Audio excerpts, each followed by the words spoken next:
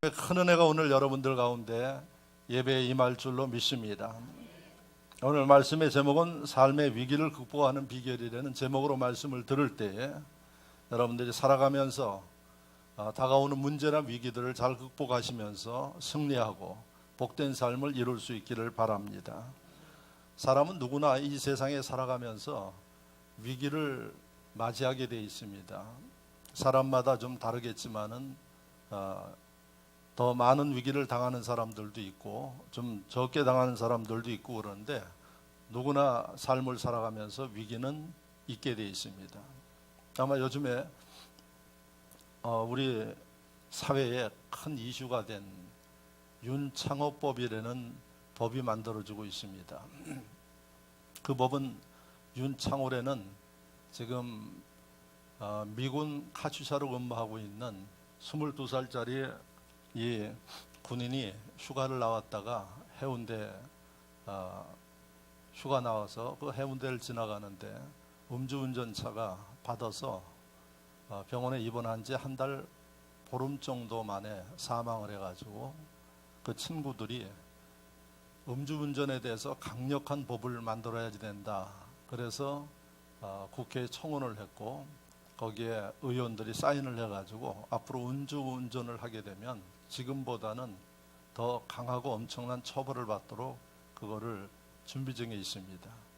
그런데 그 사인한 이모 국회의원이 그 사인해놓고 음주운전을 해가지고 또 걸려가지고 이게 사회에 아주 문제가 돼서 그 의원이 어찌할 바를 모르고 좀 쩔쩔매고 있습니다. 이 윤창호라는 그 젊은이 22살인데 음주운전 한 사람은 26살짜리예요. 그래서 죽을 죄를 지었다고 지금 감옥에서 그러고 있다는데 윤창호법을 이렇게 보면서 죽은 다음에 만드는 이 법이 무슨 의미가 있겠어요? 앞으로 이런 사람 없도록 우리가 만들자. 그래서 지금 아마 신속하게 처리되는 것으로 아는데 여러분들 가운데는 음주운전 하는 사람 없겠지만은 주변에 있으면 음주운전 하는 사람 옆에 타도 처벌됩니다.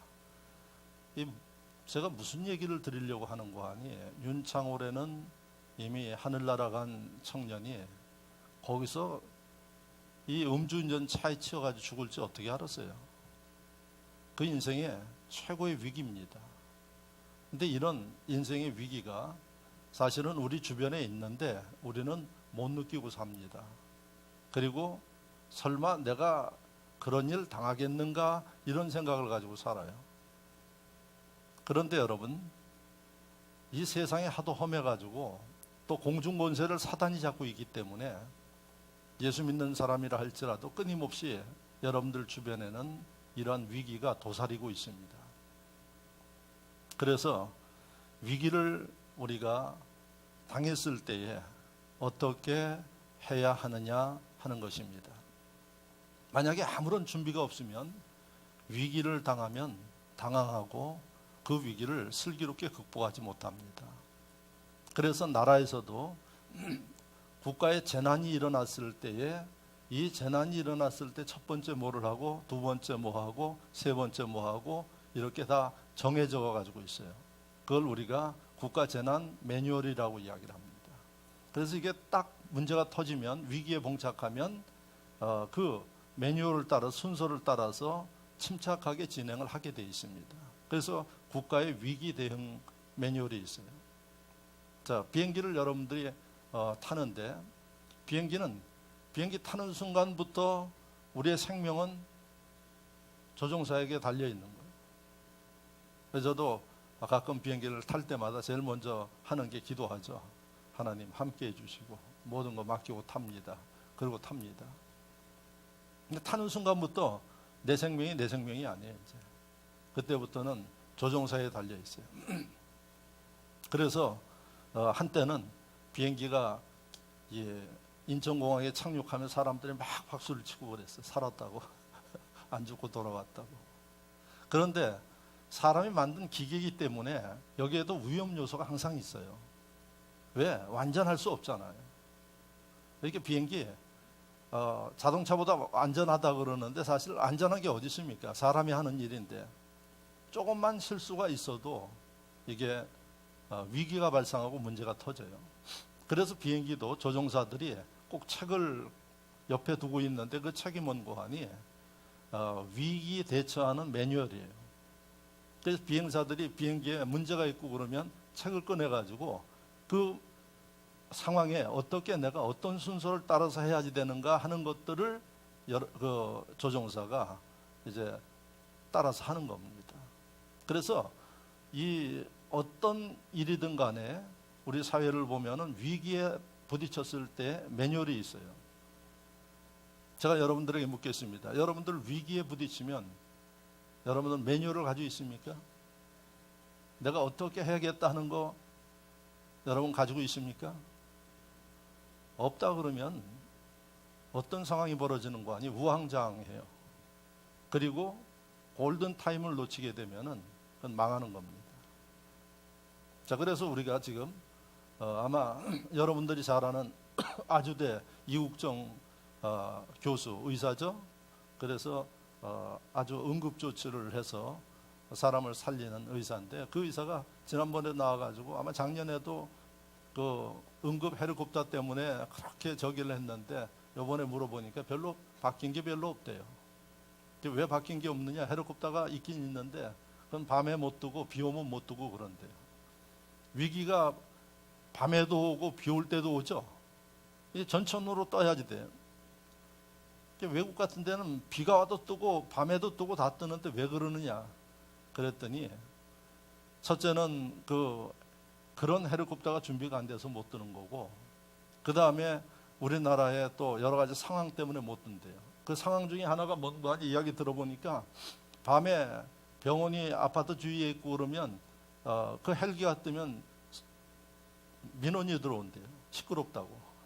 그러니까 당신이 만약에 그런 일을 당하면 민원 넣겠느냐 하는 이야기가 또 나와요. 그게 참 어려운 가운데 있어요. 그런 거 보면 아직까지 선진국이 되려면 한참 가야지 된다는 생각을 합니다. 그런데 여러분, 지금 여러분들이 살아가면서 이런 것들에 대해서 생각해보고 준비된 사람들이 있느냐 그러면은 그렇게 많지 않습니다. 아니, 믿지 않는 사람들도 그런 매뉴얼을 가지고 사는데, 그러니까 여러분, 만약에 전쟁이 날 것 같다, 작년 같은 경우에 그러면은 하는 일이 뭔가요? 라면만 사는 거예요. 그 라면 가지고 며칠이나 먹겠어요? 예? 이게 매뉴얼이 없는 거예요. 이게. 자, 그래서 하나님이 오늘 여러분들에게 삶의 위기가 없을 수 없는 거예요. 그 한 번의 위기가 여러분들의 인생을 완전히 망칠 수도 있어요. 여러분들이 생명을 잃을 수도 있어요. 아까 왜 그 헬리콥터가 필요하느냐? 골든 타임이 있는 거예요. 골든 타임. 그래서 그 골든 타임은 하여튼 시간이 짧을수록 생명을 구할 확률이 높은 거예요. 그래서 차를 타고 오게 되면은 뭐 1시간, 2시간 걸리면 죽는 거예요. 근데 헬리콥터를 이용하면은 보통 20분, 30분 이내에 오면은 산다는 겁니다. 그래서 그 위기를 잘 대처하기 위해서 그런 것들을 준비하는 거예요. 그러면 이런 걸 우리가 늘 들으면서 살아요. 재난의 매뉴얼, 그 다음에 사람 응급 조처가 나왔을 때 매뉴얼. 그래서 요즘에는 더 확실하게 하기 위해서 전기 충전기까지도 지하철에 다 있어요. 가보면. 그래서 심장마비가 와서 호흡을 못하고 그러면 인공호흡하고 안 되면은 그 충전기 가지고 쓸 수 있도록 그렇게 하고 교육을 다 시켜놔요. 왜? 그 매뉴얼대로 하면 그 사람은 죽지 않고 살거든요. 그러면 내 삶 속에 위기가 닥쳤을 때 매뉴얼이 있느냐 하는 겁니다.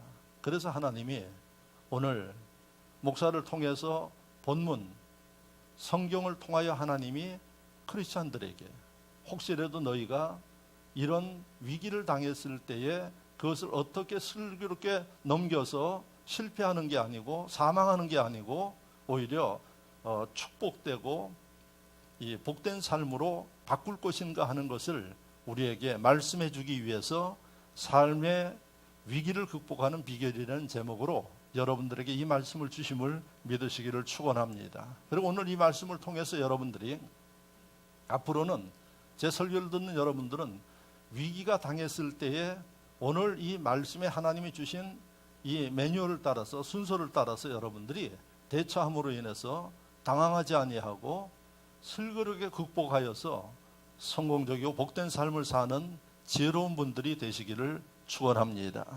그럼 오늘 본문에 다니엘서는 지금 새벽마다 이 설교를 하는 내용이에요.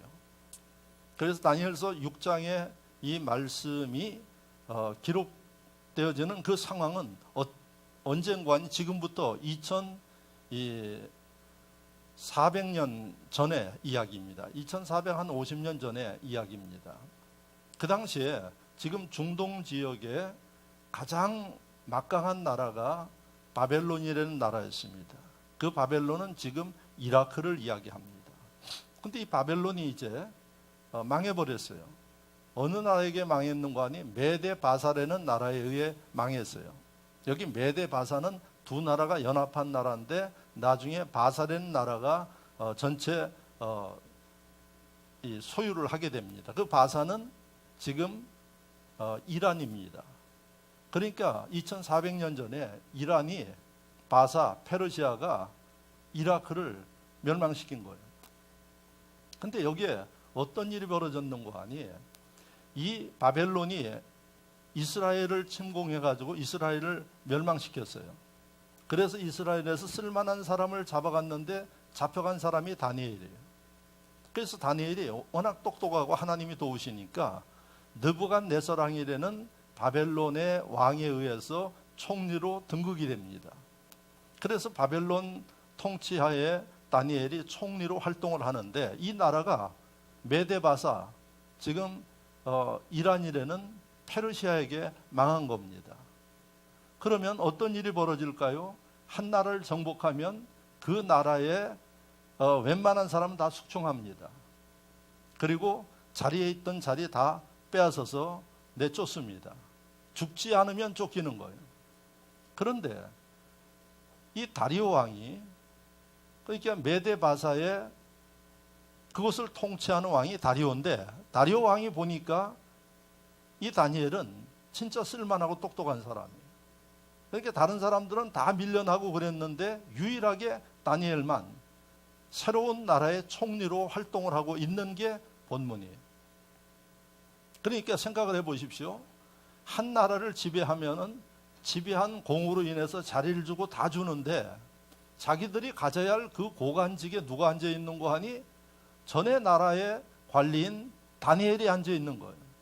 그러니까 이 다리오가 메데바사의 왕인데 다리오를 보필했던 신하들이 다니엘은 아주 눈에 가시예요. 그래서 다니엘을 밀어내야지 되는데 흠잡을 데가 없는 거예요. 그래서 이 사람들이 두고두고 보면서 깨달은 게 뭔가 하니 다니엘을 이 모략해서 내쫓을 수 있는 방법은 다른 곳으로는 없고 그가 가진 신앙을 가지고 내쫓아야 된다, 이렇게 자기들끼리 의논을 했어요. 그래서 어떻게 결론을 내렸는가 하니 이제 앞으로 30일 동안 이 메데바사 나라에서는 왕에게 절하고 왕에게 구하는 것 외에 어떤 신이나 사람에게 절하거나 기도하는 사람은 왕명을 어기기 때문에 사자굴에다 집어넣는다, 이 임시법을 만든 거예요. 그래서 그 임시법을 만들어 가지고 왕에게 사인을 받은 거예요. 그 왕은 아무것도 모르고 그냥 사인해 준 거죠. 이것으로 인해서 자기가 그 총애하는 다니엘이 죽을 줄 모르고 사인한 거예요. 그랬더니 이 신하들이 전국에 방을 붙였어요. 이제부터 30일 동안 왕 외에 다른 신이나 사람에게 절하거나 기도하는 사람은 당장 잡아서 사자굴에다 집어넣는다, 이렇게 한 거예요. 그래서 오늘 본문이 이 왕의 칙령, 명령을 다니엘이 들었어요. 자, 들으니까 다니엘이 어떤 문제가 생길까요? 다니엘은 하루에 3번씩 하나님 앞에 기도했어요. 그것도 그냥 기도한 게 아니라 윗방에 올라가서 이스라엘 예루살렘을 향해서 창문을 열어놓고 거기서 하루에 3번씩 기도한 사람이에요. 그러면 이 법이 공포되는 순간에 제일 먼저 걸리는 사람이 누구예요? 다니엘이 걸리는 거예요. 다니엘이 알았어요. 여러분, 사자굴에 들어가면 살아날 사람 있겠어요? 거기에 사람을 집어넣는 사자굴은 며칠씩 굶겨가지고 하여튼 닥치는 대로 뜯어먹을 그 사자들을 집어넣는데 거기에 들어가서 살 사람이 없어요. 역사 속에 살 사람이 없어요. 그러니까 다니엘이 바보가 아닌 이상에는 기도하는 순간에 잡혀가는 거예요. 왜? 자기를 노리고 했기 때문에 지금 감시하고 있는 것을 다 하는데 어떻게 해야지 될지, 이게 위기 아니에요? 다니엘 삶의 최대 위기예요. 그런데 오늘 다니엘의 모습을 보면, 여러분들 읽었지만은 제가 한번 다시 읽을 테니까 들어보시기 바랍니다. 다니엘이 이 조서에 왕의 도장이 찍힌 것을 알고도 알았어요. 자기 집에 돌아가서는 윗방에 올라가서 예루살렘으로 향한 창문을 열고 전에 하던 대로 하루 3번씩 무릎을 꿇고 기도하며 그의 하나님께 감사하였더라 그랬어요. 그러니까 다니엘이 고민하지도 않았어. 위기인 거 알았죠. 그런데도 이 다니엘의 모습을 보니까 고민하지 않고 전에 하던 대로 올라가서 3번씩 하나님 앞에 무릎 꿇고 기도하는데 마지막에 뭐라 그랬는 거 아니? 하나님 감사합니다. 이렇게 기도했어요. 자, 제가 10절까지만 읽었는데 그 다음에 어떻게 됐느냐? 그 다음에 그 모습을 지켜보고 있던 사람들이 당장 다니엘을 잡아가지고 사자굴에다 집어넣었어요. 집에 가서 그 다음에 말씀을 읽어보면 즉각 잡혀요. 그래서 다니엘은 사자굴 속에 집어넣고 아무도 도와주지 못하게 거기다가 문에다 임봉을 해버렸어요. 뜯으면 이게 난리 나는 겁니다. 자, 그렇게 놓으니까 왕이 이야기를 들어보니까 그 법으로 인해서, 자기가 도장 찍은 법으로 인해서 자기가 총애하는 다니엘이 사자굴 속에 들어갔다는 얘기예요. 자, 이 이야기를 들은 왕이 어떻게 하느냐? 이 왕이요, 이 다니엘을 얼마나 총애했는고 하니 18절에서 19절 말씀을 제가 읽어드릴 테니까 집에 가서 보셔요. 그리고 제 얘기를 들으시기 바랍니다. 다리오 왕이 다니엘을 근심하는 마음으로 밤새 다니엘을 위해서 금식했고, 이게 이방 나라 사람이에요. 근데 다니엘을 얼마나 총애했는지 사자굴에 들어갔다는 이야기를 듣고 밤새 금식했다 그래요. 그 다음에 오락도 금하였고 잠자기도 마다하고 날 새도록 기다렸어요. 왜? 날이 새면은 꺼내도 되죠. 이미 그 전날에 다 죽으니까. 그래서 이 다리오가 날이 샌과 동시에 사자굴에 갔더니 다니엘이 살아있는 거예요. 아멘도 안 하네. 도대체가 죽거나 말거나요. 그냥 내가 아니면 상관이 없는 거예요. 여러분, 다니엘이 살았어요. 그 굶주린 사자들이 다니엘을 못 먹은 거예요. 그러니까 이 다리오 왕이 참 이 흥미진진한 내용들이 다음에 나오는데 다 읽었으면 좋겠는데 제가 시간이 없어서 못 읽으니까 집에 가서 반드시 읽어봐요. 20절을 보면은 다니엘이 어떻게 됐는고 하니 굴 밖에 나왔는데 전혀 상하지 않고 나왔대요. 이제 조금 아멘 하시네. 이제 이해를 하시는지. 도저히 상상하지 못하는 그러한 일이 벌어졌어요. 자, 그러니까 다리오 왕이 다니엘에게 물었어요. 내가 섬기는 하나님이 사자들에게서 너를 구원하였느냐? 이렇게 물었어요. 야, 이 다리오 왕이 하룻밤 사이에 믿음이 확 바뀌어버렸어요. 예? 사자굴에 들어간 다니엘을 보고 다리오 왕이 내가 섬기는 하나님이 너를 구원해 주셨느냐? 이런 얘기를 다 해요. 그랬더니 다니엘이 22절에 말하기를 하나님이 천사를 보내어 사자 입을 봉하셔서 상하지 않았습니다. 이렇게 이야기를 하는 거야. 할렐루야. 이런 역사가 있기를 주의 이름으로 축원합니다. 이런 은혜가 오늘 말씀 듣는 여러분들을 위해 있기를 축원합니다. 사자 입을 봉해버리니까 먹고 싶어도 사자가 그냥 다니엘을 보면서 얼마나 그냥 꿀떡거렸겠어요. 예?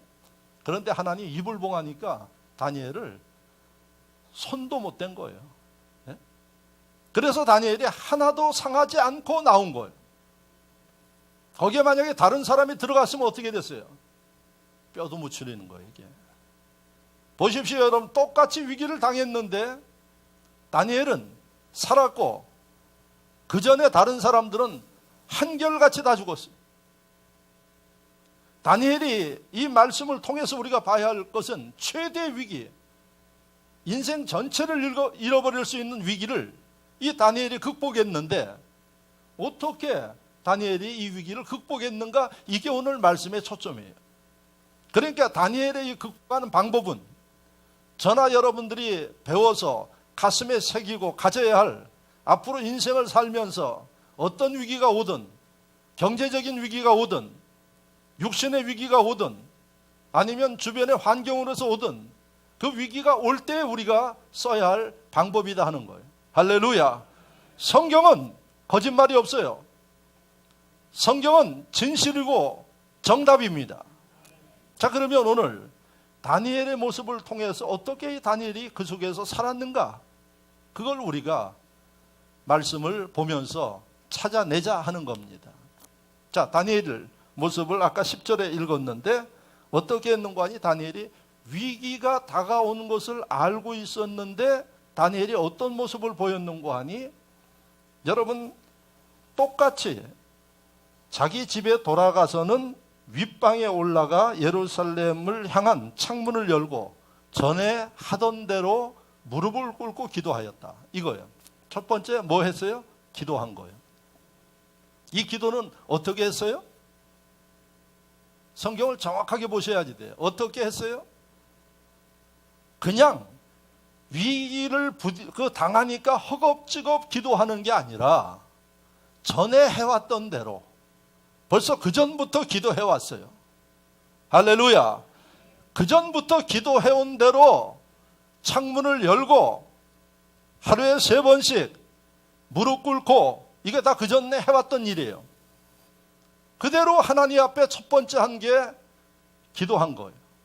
할렐루야. 여러분들은 어떻게 하십니까? 기도 안 하다가 문제가 생기면 울고불고 기도해요.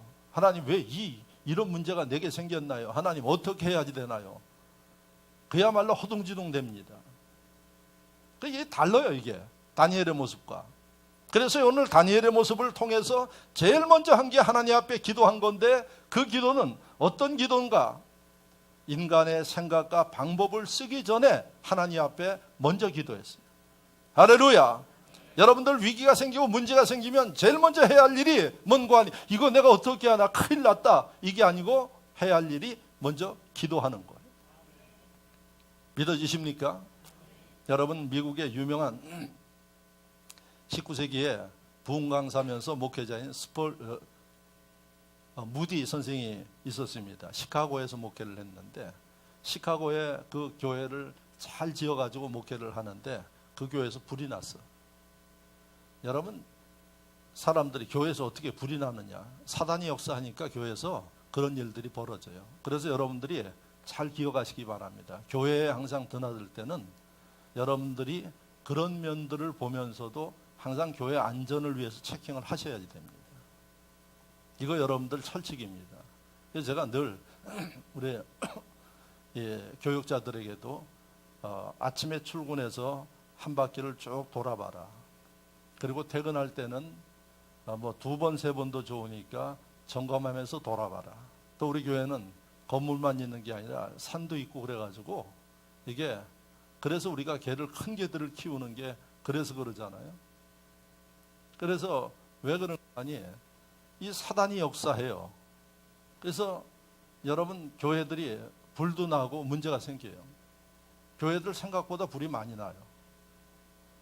그게 교인들이 내는 게 아니라 외부에서 들어와서 내고, 교인들이 실수해서 내고 그래요. 실제로 우리 교회도요, 아마 한 달 전에 저는 4층 사무실에 있는데 어린이집에 전도사님이 가스 냄새가 1층까지 난다고 그래가지고, 그래서 조사하고 허겁지겁 내려갔더니 주방에 있는 가스가 열려 있었던 거예요. 누가 쓰고 그걸 잠그질 않아가지고 열려가지고, 거기 만약에 뭐 성냥불만 해도 폭탄입니다, 폭탄. 그런 일이 한 달 전에 있었어요. 그래서 제가 그 한번 경고하고 교육한다고 그러는데 잃어버리고 제가 하지 못하고 몇몇 사람들에게만 이야기했는데 아주 조심하셔야 됩니다. 그래서 저도 항상 교육자들하고 상관없이 지하 2층에서부터 항상 전체 둘러봅니다. 그래서 여러분 이런 그 기도 많이 하고 유명한 목사님 교회에 불이 난 거예요. 그러니까 불났다는 이야기 듣고 가보니까 기가 막힌 거예요. 불이 활활 타는 거예요. 소방서들 와서 불을 끄는데 기자들도 몰려와 있고. 왜? 유명한 목사님 교회에 불이 났으니까. 그래서 무디 목사님이 그걸 보면서 뭐 할 게 뭐 있어요. 그래서 하나님 앞에 기도하고 있는데 옆에 기자가 와가지고 알아보고 지금 이런 모습을 보시면서 어떠하십니까? 기자들은 어떻게든 취재해가지고 보내야 되니까. 그래서 무슨 생각을 하십니까? 그랬더니 하나님 앞에 감사하고 있습니다. 그러더래요. 기자가 충격을 받은 거예요. 이 사람 미친 사람도 아니고 자기 교회, 이 큰 교회가 타는데 하나님 앞에 감사하다고 그게 말이 되느냐. 그래서 아니 지금 감사가 나옵니까? 그러니까 한다는 얘기가 다 하나님의 섭리가 있어서 계시는 건데 제가 오래전부터 이 교회를 새로 지으려고 그랬는데 이렇게 싹 태워주시니 아주 더 짓기가 쉽지 않겠습니까? 그래가지고 그게 아주 그냥 보도가 된 거예요. 그래서 그 보도 때문에 곳곳에서 이 후원금이 들어와가지고 교회 더 멋있게 해서 그 교회가 지금까지 있어요. 시카고에. 할렐루야. 뭡니까 여러분? 그 상황이 되면 아이고 저 속에 뭐 별 생각을 다 하고 인간의 뭐 그냥 누구를 원망하고 웬 놈이 저거 저렇게 했느냐 그랬을 텐데 그러지 않고 다니엘의 모습과 그 위인들의 모습을 보면 한결같이 하나님 앞에 기도하고 있었다는 거예요. 할렐루야. 이게 여러분들이 배우셔야 할 일이에요. 앞으로 오늘 이 설교를 듣는 여러분들 일이 생기면 허겁지겁 하지 마시고 하나님 앞에 하나님 제가 어떻게 해야 할까요? 네? 하나님 이런 상황이 있지만은 하나님의 좋은 뜻이 있을 줄로 믿습니다. 감사합니다. 이게 오늘 다니엘이 우리에게 보인 거예요. 그래서 다니엘은 첫 번째 세상 사람들처럼 방법을 쓰고 허둥대지 않고 하나님 앞에 기도한 게 첫째고요. 그런데 이 기도는 어떤 기도였는가 하니 그때 한 거 아니에요. 벌써 그 전부터 해왔어요. 하루에 3번씩 기도한 게 그 전부터예요. 이게 기도하지 않는 사람 안 나오는 거예요. 지금 저한테 이 말씀을 들어도 평소에 기도하지 않는 사람은 절대 이 기도가 안 나와요. 왜? 당황해서 겁먹고 두려워하고 원망이 생기고 이런 게 나오죠. 그래서 다니엘과 같이 위기를 축복으로 바꾸기 위해서는 여러분들이 평소 다니엘처럼 기도하라는 거예요. 할렐루야. 이게 첫 번째 매뉴얼이에요. 그래서 여러분 성경을 보면은 늘 말씀하고 있어요. 기도하라고 하나님이 말씀하고 있죠. 쉬지 말고 기도하라 그래요. 쉬지 말고. 목회자도 아주 목이 따갑게 이야기하는 게 기도하십시오. 근데 지독하게 말 안 듣는 게 뭔가 하니 기도 안 하는 거예요. 그러니까 여러분 위기가 망하는 것으로 끝나는 거예요. 다니엘처럼 평소에 기도하는 심령들, 여러분들이 하나님의 축복 가운데 문제가 없고 그야말로 등 뜨뜻하고 배부를 때, 예? 요즘 같으면 살 것 같다? 그때 문제가 터져요. 왜? 기도하지 않고 게으른데 하나님이 놔두어 있느냐 하는 얘기예요. 사단이 여러분들의 그 꼴을 못 봐요. 왜? 여러분들 망하는 거 보기를 원하는 게 사단이기 때문에 그래요. 그래서 이제부터 오늘 이 말씀을 들은 이후부터 여러분들은 쉬지 말고 매일 다니엘처럼 3번씩 기도는 못한다 할지라도 적어도 하루에 1번씩 하나님과 교통하는 이런 삶을 이룰 수 있기를 축원합니다. 이게 다니엘의 모습에서 우리가 배워야 할 첫째다 하는 거예요. 그런데 기도할 때 어떻게 한다 그랬어요? 무릎을 꿇고 기도한다 그랬어요. 무슨 의미입니까? 그냥 중언부언하는 게 아니에요. 기도하는 그 시간에는 하나님을 향해서 겸손히 집중해서 기도하는 거예요. 여러분들 기도할 때 목사 이야기 듣고 설교 들으면 이제 기도해야겠지 하면은 머릿속에서 오락가락 별 생각이 다 들다 끝나요. 그런데 다니엘처럼 하나님 앞에 기도할 때는 집중하셔야 돼요. 할렐루야. 이게 첫 번째입니다. 자, 두 번째 다니엘의 모습을 보면은 기도했는데 뒤에 뭐라 그랬는 거 아니? 하나님, 사자굴에 들어가기 싫습니다. 틀림없이 사자굴에 들어가는데 어떻게 해야지 될까요? 도망가야지 될까요? 아니면 다리오 왕에게 찾아가서 이야기를 해야지 될까요? 이런 기도 안 했어요. 어떻게 기도했나요? 예? 여러분, 마지막에 말씀을 보면 무릎을 꿇고 기도하며 그의 하나님께 감사하였더라. 할렐루야. 이게 답이에요. 두 번째 해야 할 일은 다니엘과 같은 감사가 나와야 위기 극복하는 이 방법의 두 번째예요. 할렐루야. 감사가 나오느냐 하는 얘기예요. 감사가 나올 리가 없어요, 웬만한 사람들. 그런데 이 다니엘은 그런 가운데, 남들이 하지 못하는 가운데 하나님 앞에 감사한 게 다니엘의 모습이다 하는 사실입니다. 그래서 여러분들이 기억해야 할 일은, 이런 상황 가운데 대부분의 사람들은 불안해하고 초조하고 원망하고 별별 인간적인 생각을 다 하고 있는데, 다니엘은 그런 이야기 한마디도 하지 아니하고 하나님 앞에 감사합니다. 이 말씀은 어떤 의미가 있을까요? 다니엘은 믿고 있었어요. 하나님이 나와 함께 하시고 하나님이 도와주셔서 이 위기는 오히려 축복으로 바뀔 것을 믿습니다. 이 믿음이 있었기 때문에 사자굴에 집어넣었을 때 아마 웬만한 사람들 같으면 안 들어가려고 바둥거리고 별짓을 다 했을 거예요. 근데 오늘 말씀해 보니까 그냥 순수하게 들어가요. 왜? 믿음이 있었기 때문에 그래요. 그러니까 기도의 모습도 보니까 감사하는 것은 확신이 있는 거예요. 그러니까 하나님 감사합니다. 우리에게 이게 필요하다는 사실을 여러분들이 기억하시길 주의 이름으로 축원합니다. 이런 감사가 필요한데, 여러분, 이것은 무엇을 바탕으로 나오는 거 아니? 은혜와 믿음이 있어야 가능합니다. 여러분들이 평소에 믿음이 없고 은혜가 없으면 이런 감사 안 나와요. 그래서 여러분들이 평소에 은혜의 생활을 해야지 되고, 하나님 앞에 예배 드리고 말씀을 통해 은혜 받고, 이 은혜가 있을 때에 믿음이 있는 거고, 믿음이 있으면 사자굴에 들어가도 감사하면서 들어가더라 하는 말씀입니다. 할렐루야.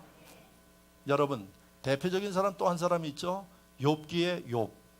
욥의 모습을 보면은 여러분, 한순간에 사단의 역사로 자녀 10명이 다 죽었어요.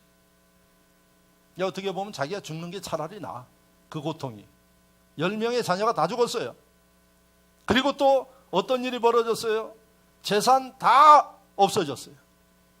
동방의 의인이면서 부자인 욥이 완전히 몰락한 겁니다.